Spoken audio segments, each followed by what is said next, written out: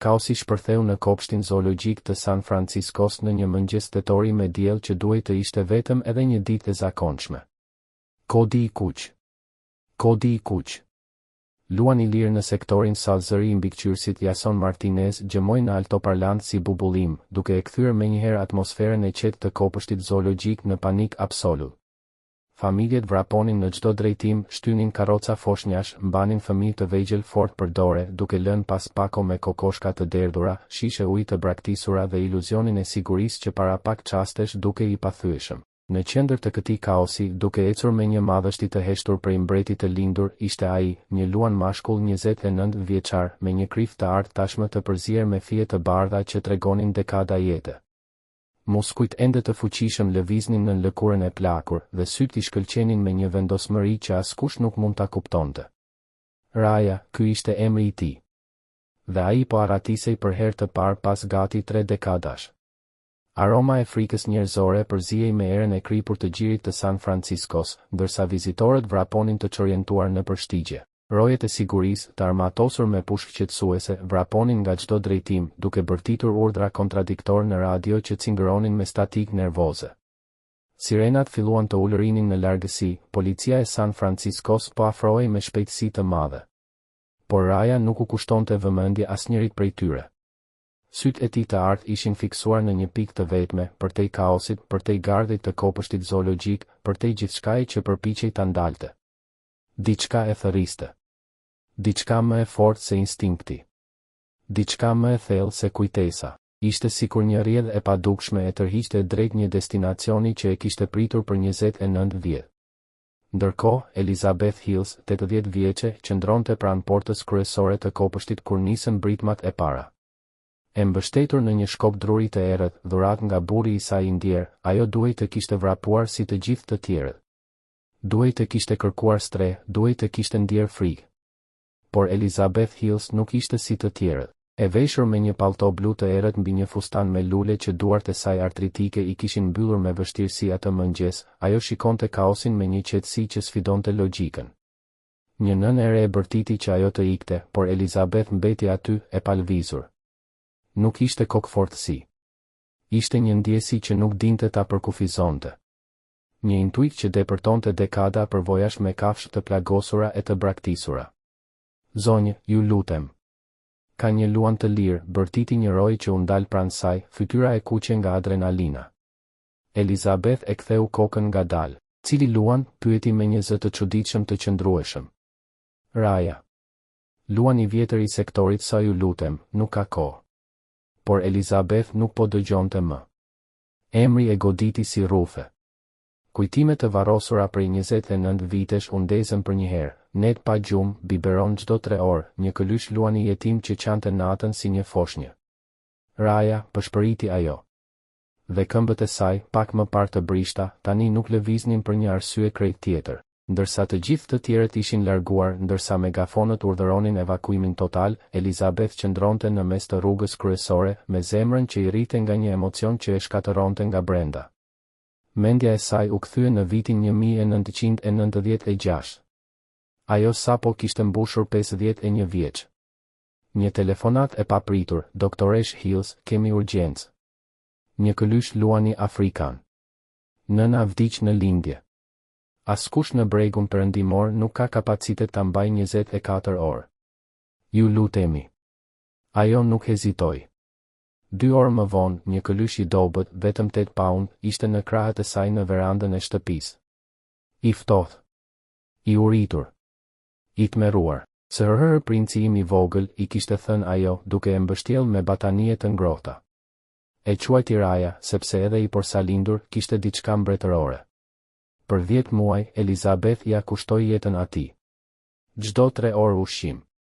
Net të tëra në dysheme, sepse ai qante nëse ajo largohej. E mësoi të ecte, të luante, të besonte. Por ai rritej shumë shpejt. Në 10 muaj, peshonte 150 pound. Komshin të friksuar nisën të ankoheshin. Autoritetet ndërhyn. Me zemër të thyer, ajo e dërgoi në kopshtin zoologjik të San Franciscos. Premtuan kujdes, hapësirë, jetë të mirë. Kur erdhi dita ta ndante prej vetes, Raja u përpoq të thyente kafazin, duke rënkuar me një dhimbje që ajo nuk e kishte dëgjuar kur më parë. Unë do të kthehem për ty, i tha ajo mes lotëve. Premtoj, princi im. Por nuk u kthye. Jeta ndodhi. Sëmundje. Humbje. Kancer. Vitet kaluan. Faji u rrit. Tani, në muajt e fundit të jetës, ajo më në fund kishte marrë guximin ta vizitonte. Nuk e dinte që Raja ishte ende gjallë, një mrekulli 29 vjeçare, një rekord në SHB. Dhe pastaj ajo e dëgjoi. Thirrjen. Jo një ulërim. Jo agresion. Por zërin e butë që ai bënte si këlysh kur kërkonte praninë e saj. Lotët i rodhën para se ta shite. Pastaj ai u shfaq nga pemët duke ecur me qëllim i plakur por ende madhështor. Krifa e ardhë me fije argjendi valvitej në erën e gjirit. Papat e tij të mëdha trokisnin tokën me një butësi të heshtur. Por ishin sytë e tij, ata sy ambër, të njëjtit sy që ajo kishte mbajtur në krah 29 vjet më parë, që e ngrin Elizabethin në vend. Ajo e dinte.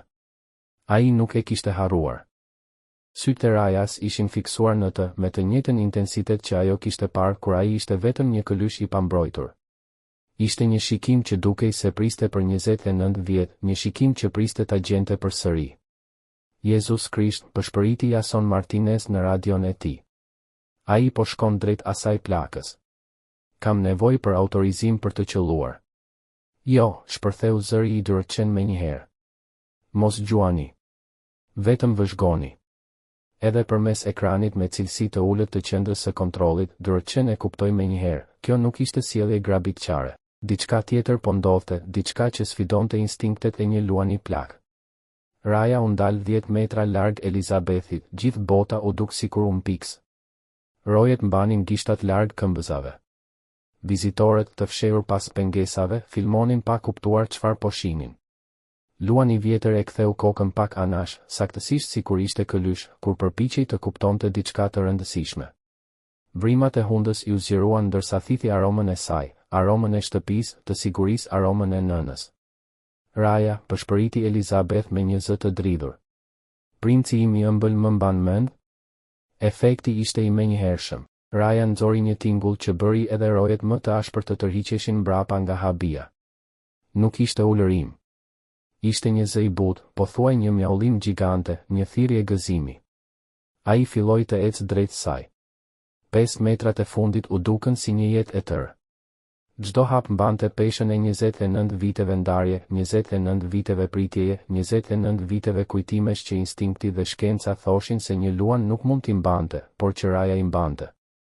Elizabeth nuk u lëviz. Lotët i rridhnin pa pushim. Ajo e njihte ecjen e tij, frymëmarrjen e tij, shikimin e tij. Mamaja është këtu, përshpëriti kur ai ishte vetëm 2 metra larg. Mamaja u kthye.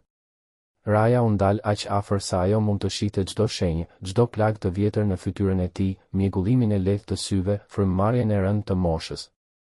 Ai nuk ishte më këlyshi që ajo kishte ushqyer. Ishte një mbret plak, në fund të udhëtimit të tij të gjatë. Por në sytë e tij ajo e pa ende foshnjën e saj të frikësuar. Dhe pastaj ai bëri hapin e fundit.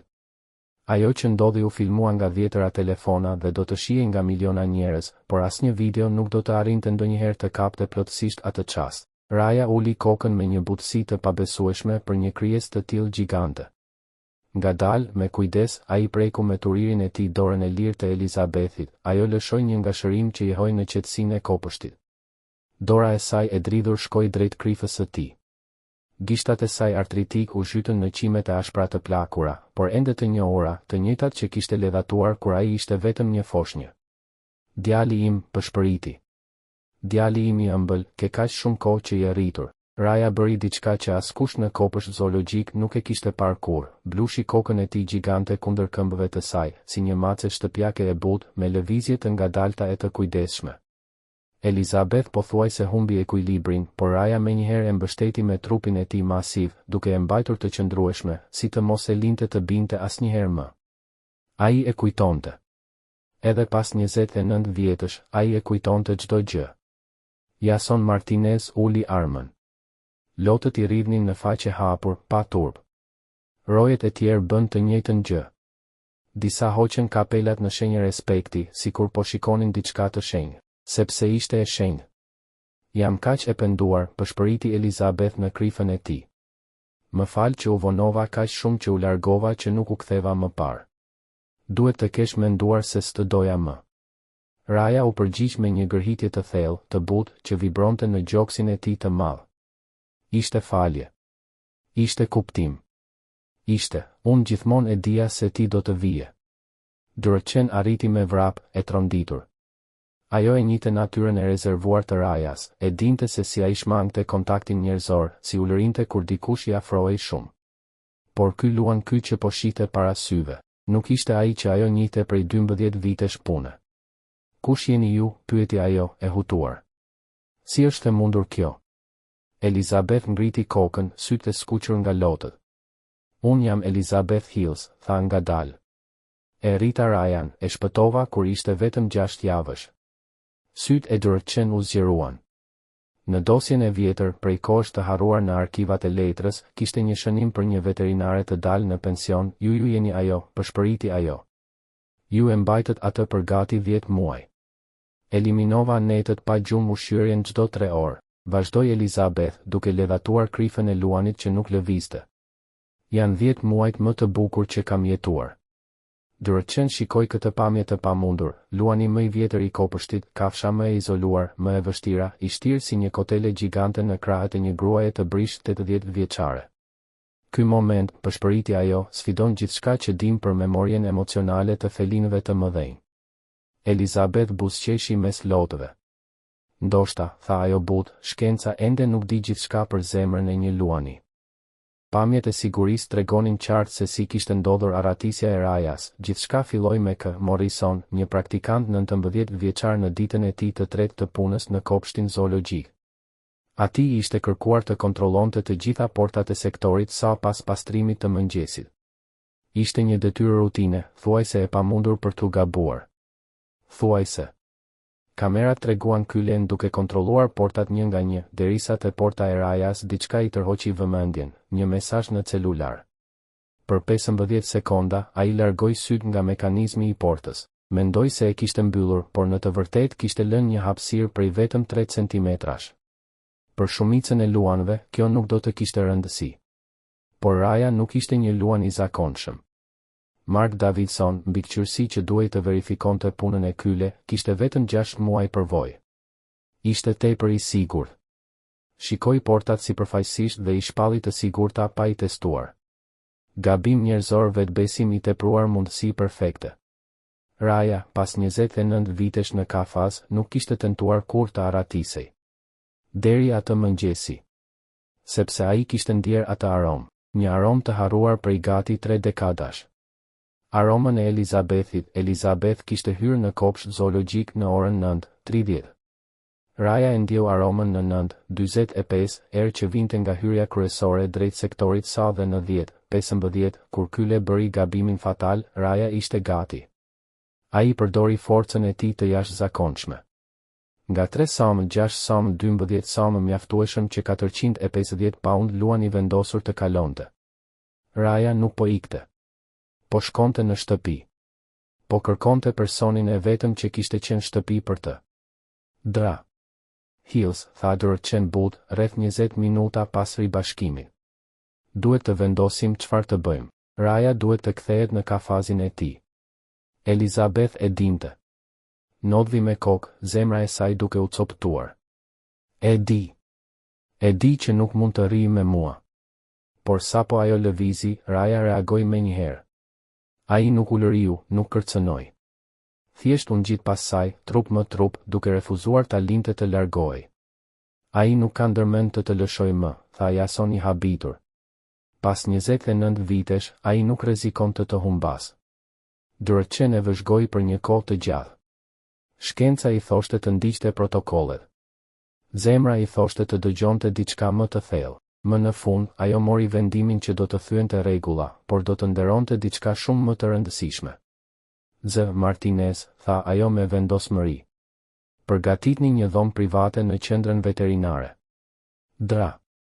Hills dhe Raja kanë nevojë për kohë së bashku. Kohë të vërtetë. Jason deshi të protestonte. Rregullat, sigurimi, media, por një vështrim i Dorotçen e heshti. Ai luan ka 29 vjet, tha ajo. Ajo grua është në fund të jetës së saj.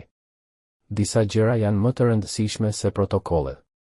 Qendra veterinare u shndërrua atë ditë në një sanktuar. Dyshemeja u mbush me jastëk të trash. Ndriçimi u zbut, u vendos një karrige e rehatshme. Por Elizabeth nuk e përdori. Ajo ul në dysheme, pavarësisht dhimbjes. Raja u shtri pranë saj me një butësi që i bëri të gjithë të lotojnë. Vuri kokën e madhe në prerin e saj, sikur kishte kaluar vetëm një natë që nga fëmijëria e tij. Tregon për jetën tënde, përshpëriti Elizabeth duke i ledhatuar krifën.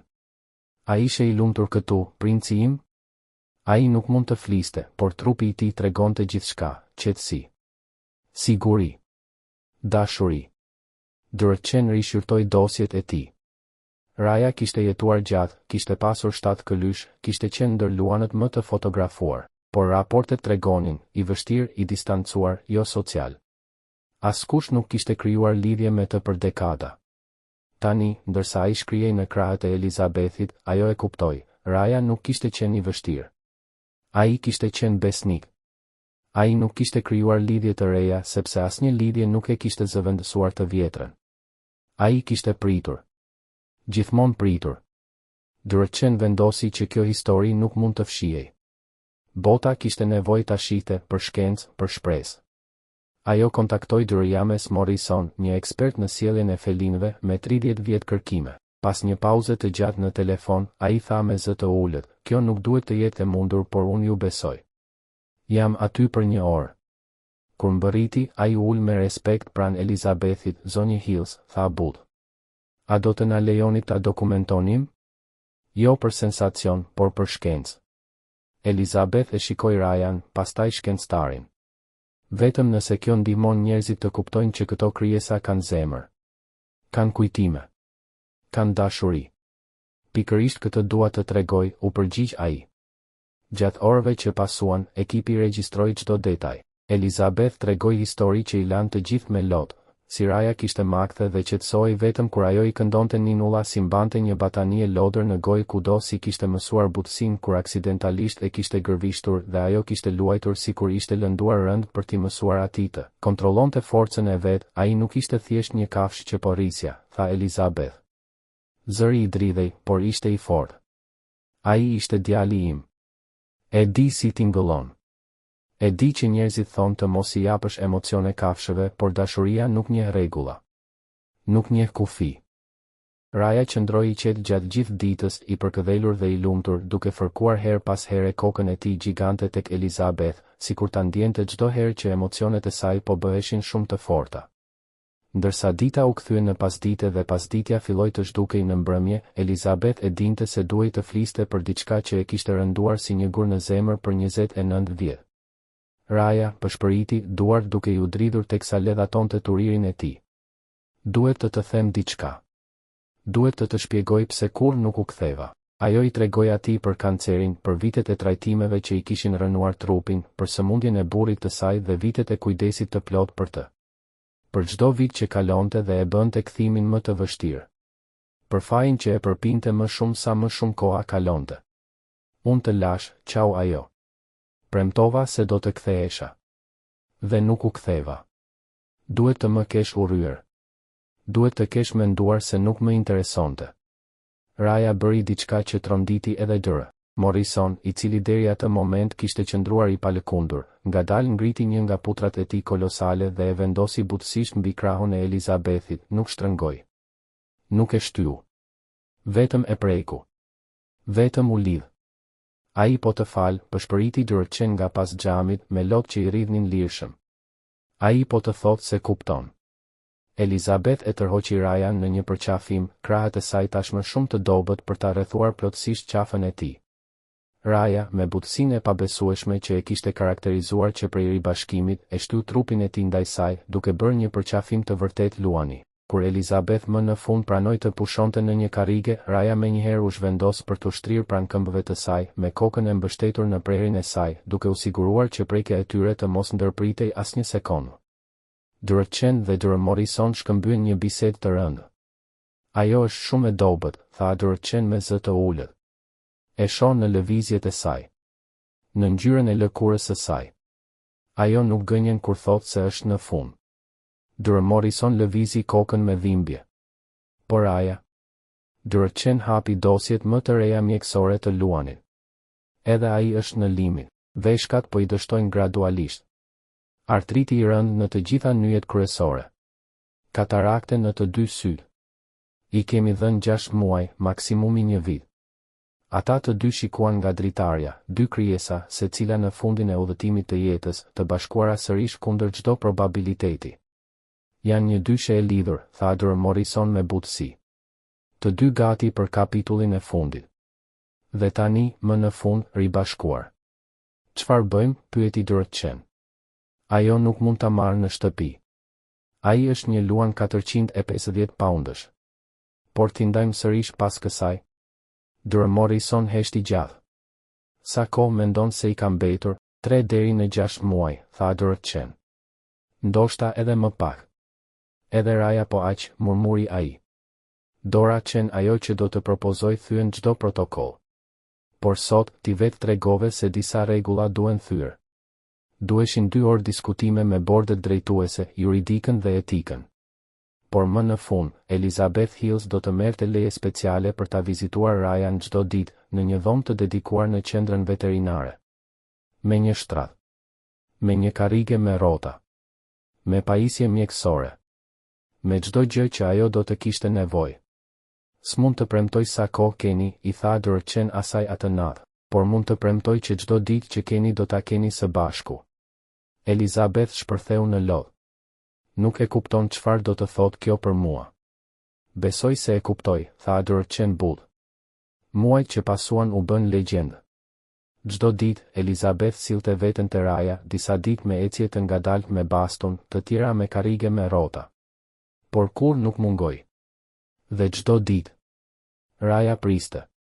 Ora përpara mbërritjes së saj, ai ecte nervoz në pjesën e kafazit më pranë rrugës së hyrjes, duke kontrolluar çdo hije, çdo person. Kur ajo shfaqej, transformimi ishte I menjëhershëm, luani I vjetër dhe I ashpërzhdukej, duke lënë pas këlyshin e butë që ajo kishte rritur. Ajo I fliste. I tregonte për jetën. Për burrin e saj. Për pendimet. Ti ishe gjëja më e mirë që më ka ndodhur, I tha një pasdite dhjetori. Dashuria jote e pastër më shpëtoi. Dërë Morrison dokumentonte gjithçka. Ai e dinte, por I shkruaj shkenca. Në mars, mjekët e Elizabeth dhan lajmin e rënd, I kishin mbetur ditë, jo javë. Por ajo refuzoi spitalin. Ditët e mia të fundit, tha ajo, do t'i kaloj me djalin tim. Zoologjia bëri të pamundurën, krijoi një dhomë të plot hospice, me pamje të drejtë për drejtë te Raja. Dhe Raja e dinte. U bë më I qetë. Më I butë. Nuk largohej kur nga vendi pranë dritares. Ai po e ruante. Mëngjesi I 15 marsit. Elizabeth e dinte, ishte dita e fundit. Dua ta shoh jo përmes xhamit. Dua të jem me të. Është rrezik, paralajmëroi Dërëqen. Nuk më intereson, tha Elizabeth me një forcë që sfidoi trupin e saj të brish. Dua të vdes në krahët e djalit tim. E sollën në dysheme, kur Raja e priste. Luani u afrua me një butësi që kur nuk ishte dokumentuar tek një kafshë kaq e madhe. Ai e mbështolli trupin e tij rreth saj si mburoi, si streh, si zemër. Faleminderit, pëshpëriti ajo. Faleminderit që më prite. Që më mbajte mend. Që më deshe. Raja ja lëpiu fytyrën lehtë, pa pushim. Elizabeth Hills vdiq pa dhimbje atë pasdite, në orën 3:47, me dorën në krifën e tij. Kur fryma e saj e fundit doli, Raja lëshoi një tingull që askush s'do ta harronte, jo ulërim. Jo britm. Por vajtim I një biri. Ai nuk e la trupin e saj për 6 orë. 3 ditë më vonë, ai refuzoi të hante. U shtri në vendin më pranë dhomës ku ajo kishte qëndruar. 7 javë pas vdekjes së saj, më 5 maj, Raja vdiq në gjumë. Zyrtarisht, dështim I veshkave. Realiteti, zemër e thyrë. Dërë Morrison shkroi, ai e kreu misionin e tij, u ribashkua me nënën e tij. Dhe kur ajo u largua, ai e ndoqi. Në vendin ku ai kishte jetuar 29 vjet, u vendos një pllak, Raja 1996-2025. Duro. Elizabeth Hills 1924-2025.